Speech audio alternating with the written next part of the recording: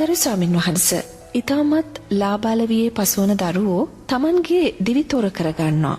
ස්වාමින් වහන්සේ කෙනෙක් ලබාගත් මනුෂ්‍යත්වයේ වටිනාකම මේ ආකාරයට Tamanට හිතූ විට දිවි තොර කර ගැනීම එහි විපාක පිළිබඳව ඔබ වහන්සේ ධර්මයට අනුව අපිට පැහැදිලි කරන්නේ කොහොමද ස්වාමින් වහන්සේ? මේ ධර්ම මාර්ගය තුල ගමන් කරලා අපි කවදා හරි දවසක බලාපොරොත්තු වෙන්නේ නෝනා මේ චතුරාර්ය සත්‍ය අවබෝධ කරගන්න. ඒ චතුරාර්ය සත්‍ය අවබෝධ කරන්න යන ගමනේදී අපි අවසානම අවබෝධ කරන්නේ රහත් භාවය කියන උත්තරීතර තැන. කවදා හරි ඔබතුමිය භික්ෂුණී රාසනය තුල ගිහිලා රහත් භාවයටපත් උනත් මම රහත් භාවයටපත් උනත් නෝනා කවදා හරි රහත් භාවය අවබෝධ කරන්න නම් ජීවිතේ මරණයට දාන්න වෙනවා නෝනා. ජීවිතේ මරණයට දානවා කියන්නේ නෝනා රූපය කෙරෙහි තියෙන තෘෂ්ණාව අතහැරෙන්න ඕනේ. වේදනාව, සංඥාව, චේතනාව, විඥානය කෙරෙහි තියෙන තෘෂ්ණාව අතහැරෙන්න ඕනේ. මේ පංච උපාදානස්කන්ධය කෙරෙහි තියෙන තෘෂ්ණාව අතහැරෙද්දී ජීවිතයේ මරණයට වැටෙද්දී තමයි කවදා හරි අපි චතුරාර්ය සත්‍ය අවබෝධ කරන්නේ. එතනදී අපි ජීවිතේ මරණයට දාන දක්ෂ නැත්නම් කවදාකවත් යාට චතුරාර්ය සත්‍යයක් අවබෝධ වෙන්නේ නැහැ. අපි එවල ජීවිතේ මරණයට දාන්නේ බුදුරජාණන් වහන්සේ කෙරෙහි වූ අචල ශ්‍රද්ධාවෙන්. එයාට ඒ මොහොතේ අචල විශ්වාසයක් තියෙනවා. බුදුරජාණන් වහන්සේ උදෙසා ජීවිතේ මරණයට දාන මොහොතේම එයා ධර්මයේ අවබෝධයන් තුලින් සම්බන්ධ වෙනවා කියන විශ්වාසය. ඒක ධර්ම මාර්ගය තුල ආරෂ්ඨාංගික මාර්ගය තුල සකස් කරන්නා වූ විශ්වාසයක් නෝන. නමුත් ඒ වෙලාවේ ඒ කෙනා ජීවිතය මරණයට දාන්නේ ඇලීම්, ගැටීම්, උපේක්ෂාවන් සියල්ලම අත්හැරලා. එයා ජීවිතේ මරණයට දාන වෙලාවේ නිවන පිළිබඳවත් එයාට ඇලීමක්, ගැටීමක්, උපේක්ෂාවක් තියෙන්න බෑ නෝනා. එයාට නිවන පිළිබඳව හෝ ඇලීමක්, ගැටීමක්, උපේක්ෂාවක් සකස් වෙනවා නම් කවදාක්වත් ජීවිතේ මරණයට දාන කාරණේ අර්ථයක් ගෙන්නේ නැහැ. මොකද එයා එතන යම් පංච උපාදානස්කන්ධේ නිත්‍යභාවයෙන් ගැනීමක් එතන තියෙනවා. එහෙනම් කවදා හරි නෝනා අපි මේ ධර්ම මාර්ගය තුල ගමන් කරලා චතුරාර්ය සත්‍ය අවබෝධය කරනවා කියන්නේ අපි අනිවාර්යයෙන්ම බුදුරජාණන් වහන්සේ කෙරෙහි අචල ශ්‍රද්ධාවෙන් ජීවිතේ මරණයට දාන්න ඕන. නමුත් සිය දිවි නසා ගැනීම කියන්නේ එහෙම කාරණයක් නෙමෙයි නෝනා. සිය දිවි නසා ගැනීම කියන්නේ ඇලීම්, ගැටීම් වලින් බර වුණා වූ සිද්ධියක්. ඇලීම්, ගැටීම් වලින් සන්නන්දු වුණා වූ දෙයක් සිය දිවි නසා ගන්න. දැන් අපි දන්න එක දරුවෙක් හිටියා. ඒ දරුවාගේ වයස අවුරුදු 15යි නෝනා. එයා ඈත ගම්මානික ජීවත් වුණ දරුවෙක්. මේ දරුවාගේ තාත්තා පුංචි කාලෙම කිරිබොන වයසෙදිම තාත්තා නැති වෙනවා. කිරිබොන වයසෙන් තාත්තා නැති වුණාට පස්සේ දැන් අම්මා තමයි මේ දරුවා රැක බලාගන්නේ. මේම රැක බලාගෙන පාසල් යවලා දැන් මෙයාට තව අයියා කෙනෙකුත් ඉන්නවා. අවුරුදු 14 වෙනකොට අම්මත් විදේශගත වෙනවා මැද පෙරදිග රටකට. දැන් ගෑනු දරුවා ඉන්නේ ආච්චි ළඟ. දරුවෝ දෙන්න. දැන් මේ ගෑනු දරුවා පාසල් යනවා. දැන් පාසල් යද්දී මේ ගෑනු දරුවාට දැන් කිරිබොන වයසේදීම තාත්තත් නැතිව යනවා. පියසෙනහසක් නැහැ. අවුරුදු 14 වයස වෙනකොට අම්මත් නැතිව යනවා. ඒ කියන්නේ මව්සෙනහසක් නැහැ. දැන් මේ දරුවා හැදෙන්නේ ආච්චි ළඟ. නමුත් දැන් මෙහෙම මේ දරුවාට තියෙන තනිකම නිසාම, ඒ කියන්නේ ආදරයක් නොමැතිකම නිසාම මේ දරුවා පන්තියේ ඉන්න දරුවෙක් සමග ප්‍රේම සම්බන්ධතාවයක් පටන් ගන්නවා. පිරිමි දරුවෙක් එක්ක. නමුත් මේ පන්තියේ ඉන්න පිරිමි දරුවා ඒ ගමේ ඉන්න ටිකක් වැදගත් දරුවෙක්. ඒ වැදගත් දරුවාගේ දෙමාපියන් ඥාතීන් මේ සම්බන්ධය දැනගත්තට පස්සේ මේ රට ඉන්න කෙනෙක් මෙයා මේ මැද පෙරදිග ගෘහ සේවිකාවක්, මේ දුප්පත් කෙනෙක් කියලා මේ හේතුන් නිසා සහ ළමයාගේ ළමා වයස නිසා මේකට දැඩි විදිහට විරුද්ධ වෙනවා. මේ පිරිමි ළමයා තීරණය කරනවා මම වසබීලා මැරෙනවා කියලා. එයා වසබීලා මැරෙනවා නෝනා. මේ පිරිමි ළමයා මැරුණාට පස්සේ දැන් මේ ගෑනු දරුවාට ගමේ ඉන්න බෑ. මොකද එකක් මේ ගෑනු දරුවා දුප්පත් කෙනෙක්. ආච්චිගේ රැකවරණය විතරයි තියෙන්නේ. අර පවුලේ අය ශක්තිමත්. අර ශක්තිමත් පවුලේ අය මේ දරුවාට දැඩි ආකාරයෙන් චෝදනා කරනවා. ඉස්කෝලේ ගියත් ඉස්කෝලේ අය චෝදනා කරනවා. ඔබ නිසායි අපේ පුතා මැරුණේ කියලා. දැන් මේ දරුවාට මේ චෝදනාව තවදුරටත් දරන්න බෑ.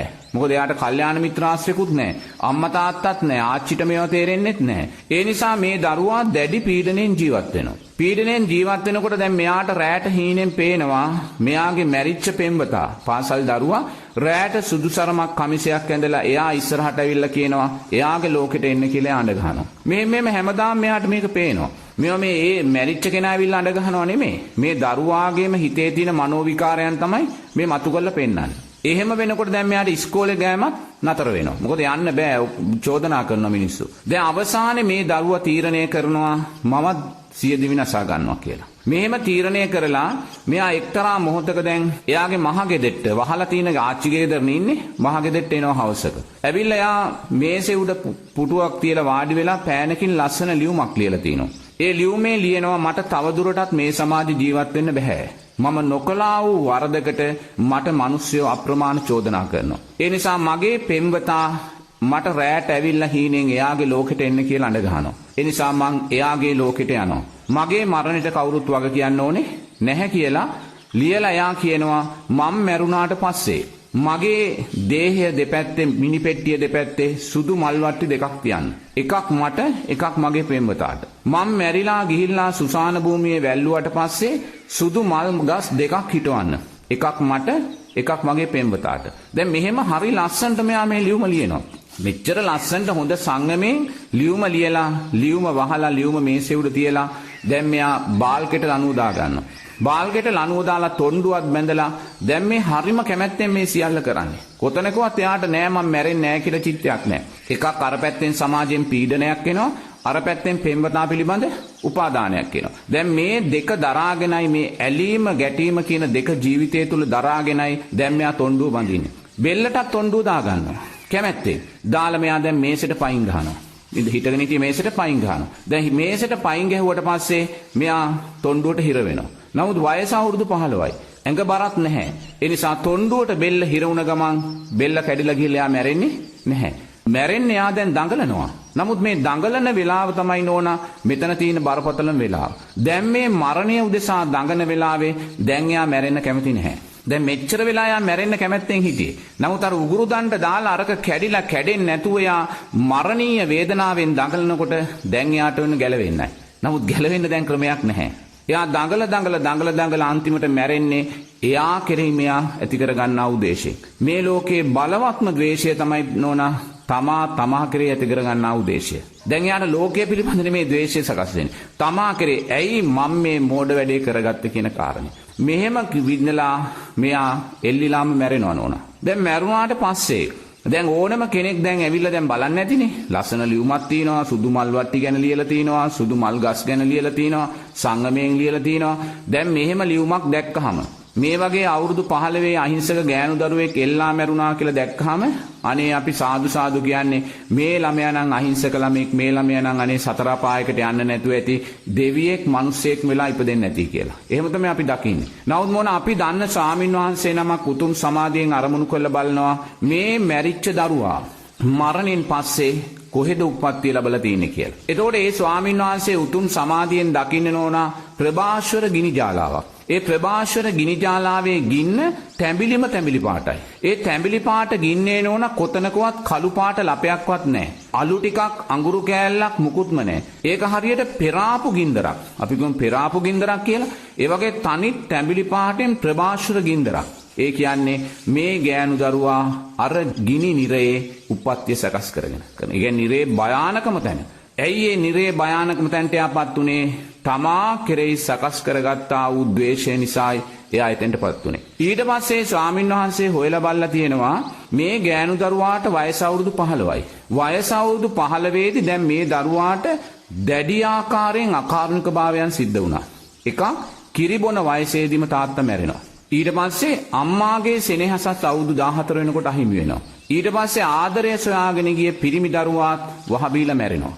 අවසානයේ මේ දරුවාටත් වහ බොන්න ඕනේ මැරෙන්න ඕනේ කියලා චිත්තයක් සකස් වෙනවා. එනම් බරපතල වූ අකුසලයන් ජීවිතේ පටන් ගන්නේ ඉඳන්ම ක්‍රියාත්මක භාවයට පත් වෙලා තියෙනවා. අනිත් එක තමයි දුප්පත් පවුලකයි උප්පත්තිය ලබන්නේ. එහෙමනම් මේ අවුරුදු 15 තුල මේසා දරුණු අකුසලයක් වෙන්න එයා තුලින් අකුසල් සකස් වෙන්න විදියක් නැහැ. ඊට පස්සේ ස්වාමින් වහන්සේ අරමුණු කළ බල්ලා තියෙනවා ඒ ළමයාගේ පෙර ජීවිතේ කවරෙක්ද කියලා.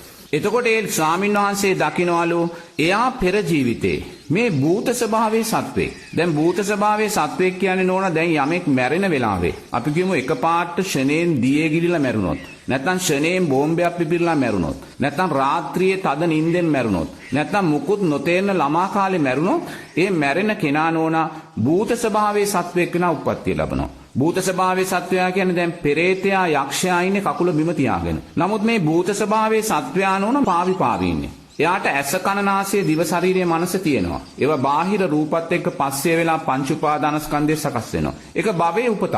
මේකට තමයි ඔය සමහරු අන්තර්භවයක් කියලා කියන්නේ. අන්තර්භවයක් කියලා දෙයක් බුදුදහමේ නෑ නෝනා. මේතන මේ જાතියක් උපතක්. තේන්න මැරෙන වෙලාවේ ශක්තිමත් කුසල් අකුසල් චිත්තයක් සකස් වුණේ නෑ. භූත ස්වභාවයේ සත්වයක් හැටියට උප්පත්තිය ලබන. මේ භූත ස්වභාවයේ සත්වයාට තමයි නෝන මේ පාංශකූල පින්කම 7 දවස් පින්කම වටින්නේ. මේ භූත ස්වභාවයෙන් කැරකි ඉන්න කෙනා යාගේ නිවස ආශ්‍රිතව තමයි කැරකෙන්නේ. ඒතකොට මේ කැරකි ඉන්න කෙනාට තමයි පාංශකූල පින්කම සහ 7 දවස් පින්කම වටින්නේ. ඒකයි මරුණ කෙනෙකුට ශක්තිමත් ආකාරයෙන් පාංශකූලයේ 7 දවස් පින්කම දෙන්න වෙනවා. මොකද අර වගේ භූත ස්වභාවයේ සත්වයක් ඉන්නවා නම් එයා පාංශකූල පින්කමෙන් 7 දවස් පින්කමෙන් පින ශක්තිමත් කරගෙන ශක්තිමත් ප්‍රතිසන්දියකට ඊළඟට යනවා. නමුත් දැන් මේ දරුවා බලද්දි මේ දරුවා ගිය ජීවිතේ මේ පාවි ඉන්න බෝනික්ෙක් වගේ පුංචි දරුවෙක්.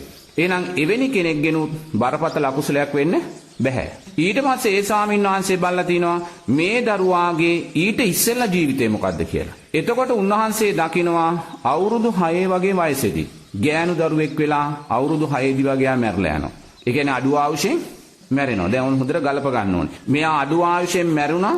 අඩු ආයුෂෙන් මැරුණ නිසායි භූත ස්වභාවයේ සත්වෙක් කියලා ඉපදුනේ. මොකද මැරෙන වෙලාවේ ශක්තිමත් කුසල අකුසල චිත්තයක් සකස් වුනේ නැහැ. එහෙනම් දැන් එයා අඩු ආයුෂෙන් මැරුණා නම් මොකද්ද හේතු වෙන්න ඕනේ? ගිය ජීවිතේ එයා ප්‍රාණඝාතයක් නැත්නම් සත්ව හිංසාවක් කරලා තියෙන්න ඕනේ. ඊට පස්සේ ස්වාමීන් වහන්සේ බල්ලා තිනවා මේ අවුරුදු 6 ළමයාගෙනුත් ඔච්චර බලවත් අකුසලයක් වෙන්න බෑ. එහෙනම් මේ දරුවාගේ ඊට ඉස්සෙල්ලා ජීවිතේ මොකද්ද කියලා. එතකොට ඒ ස්වාමීන් වහන්සේ දකිනවා තරුණ අම්මා කෙනෙක්.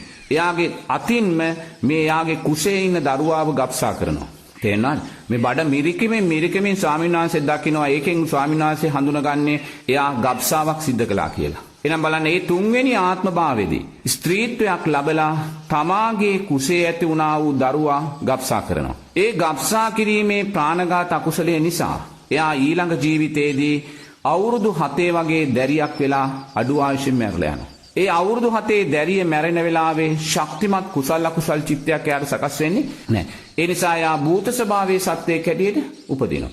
භූත ස්වභාවයේ සත්වයාට ඒ ජීවිතයයි පින් දුන්නාට පස්සේ ඒ පිනෙන් මේ ගෑනු දරුවාර දුප්පත් පැලේ උප්පත්තිය ලබනවා. උප්පත්තිය ලබනකොටම එයා ආත්ම භාව 3කට ඉස්සෙල්ලා ගබ්සාව තුල සිද්ධ කළා වූ ප්‍රාණඝාත අකුසලයේ නිසා පුංචි කාලෙදිම තාත්තගේ රැකවරණය අහිමි වෙනවා. මොකද මේ තාත්තගේ ආදරය ලබන්න ලෝකෙට බිහි වෙන්න ඉන්න දරුවෙක් තමයි යා මරලා දැම්මේ. නේද? ඒ විපාකය නිසා ආත්ම භාව 3කට පස්සේ ඉපදෙලා කිරිබොන වයසෙම තාත්තා අහිමි වෙනවා. අවුරුදු 14 වෙනකොට අම්මාගේ සෙනෙහසක් නැති වෙනවා. ඊට පස්සේ ලැබෙන්නේ පෙම්වතත් වහ බීලා මැරෙනවා. අවසානයේ මෙයාටත් සිත සකස් වෙනවා මමත් සියදිවි නසා ගන්නවා කියලා. අවසානයේ සියදිවි නසා ගත්තට පස්සේ ආ වැටුනේ කොතෙන්ටද?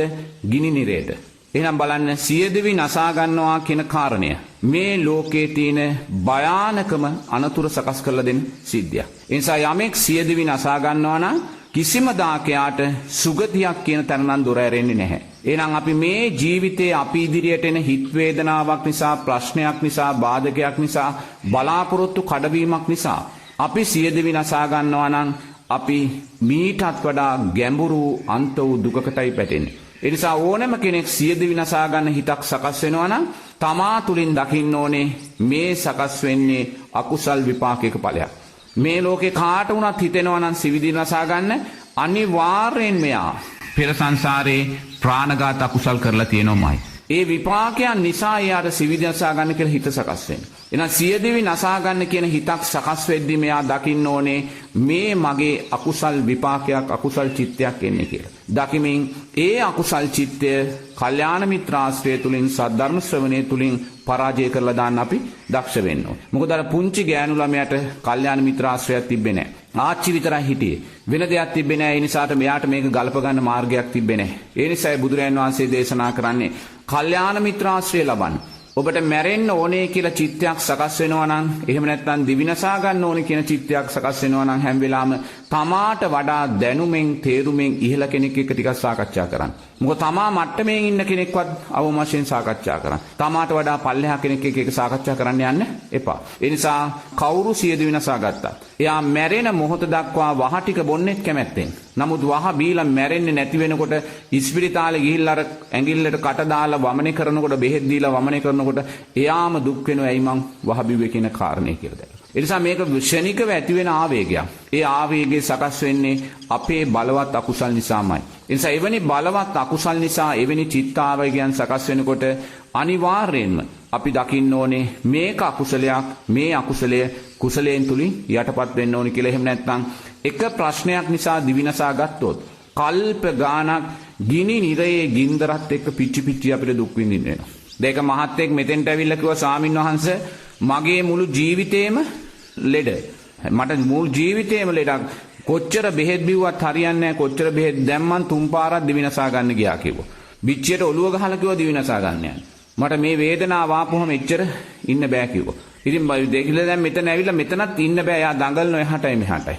මං කිව්වා පුතේ මං ගිනි කූරක් අරගෙන ගිනි පෙට්ටියට ගහලා ඔබේ මේ ඇඟිල්ල මෙහෙම කරලා ඇල්ලුවොත් ඔබට මොකද වෙන්නේ? සයනස පිච්චෙනවා කිව්වා. ඒ පිච්චීමද ඔබට වැඩියම වේදනාව ඔබේ ශරීරයේ තියෙන වේදනාවද කියලා. එයා කිව්වා නෑ සයනස මේ පුච්චෙනකොට ඊට වැඩිය වේදනයි කියලා. එහෙනම් මං කිව්වා ඔබේ ශරීරයේ තියෙන රෝගීභාවය නිසා ඔබ දිවිනසා ගත්තොත් ඔබ පිච්චෙන්නේ ගිනි කූරෙන් පුච්චන පිච්චිල්ල නෙමෙයි. නිරයේ ගින්දර කියන්නේ මෙවැනි ප්‍රභාෂර වූ ගිනි ජාලාවක් නිරයේ තින්නේ. ඔබ හිතනවා නම් මේ ගින්දරෙන් මම මේ ගිනි කූර අල්ලන පුච්චන වේදනාව ඔබේ ශරීර වේදනාවට වඩා වැඩි කියලා.